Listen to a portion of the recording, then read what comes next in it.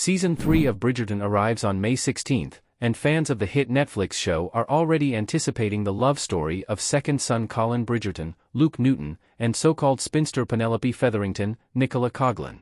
The trailer for Bridgerton Season 3 reveals the start of their friends-to-lovers plotline. Penelope realizes she must stop being a wallflower to find a husband, and Colin is the perfect man to teach her the ways of courtship.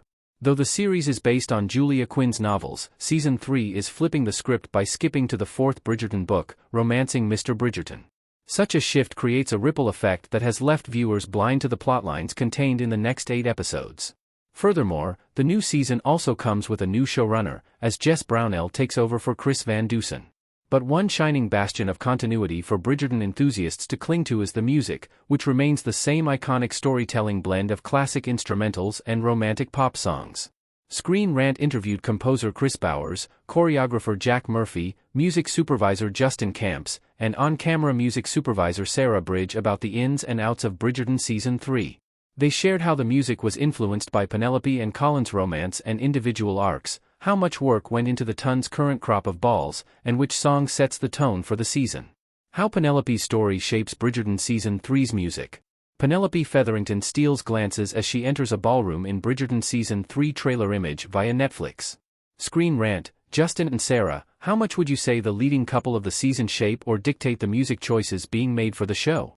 When selecting songs, are you going for the lyrics though we can't hear them, the pure melody, or the vibes? Justin Camps, I would say it's a combination of both.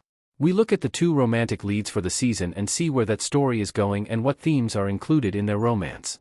Then we take that to the songs that we're looking at for the covers and think, what lyric themes can we play with? But it's also like you said, what are the vibes? What emotions are the strings themselves bringing out for each sequence?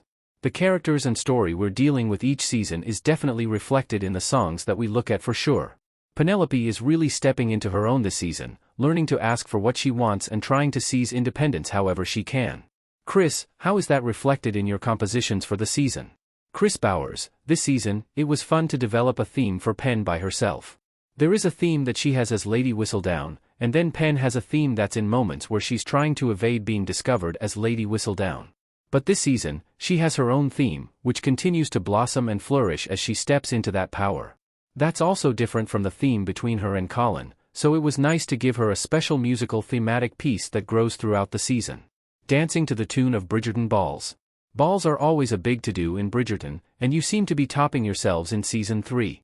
Jack, how do you approach matching the dances to the themes of each ball? Jack Murphy, well, my main responsibility is that we're working in the world of drama and not in the world of dance. I have to continue the integrity of the piece, and all the dancing is social dancing. Therefore, it is led and followed, and it is to have pleasure. If I were to ask you to dance, I'd be dancing with you to have pleasure rather than give pleasure to an audience. That runs as a theme all the way through, including in Queen Charlotte.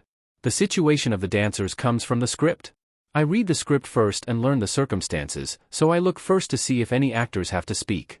My approach is practical because of the length of time I get with the actors, so any of the dances that you see with actors in the first 4 episodes that we're speaking about, I'm likely to have seen them only 3 times.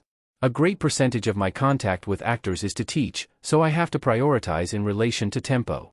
Since Season 2, I've always been sent this fantastic catalog of covers by Sarah and Justin.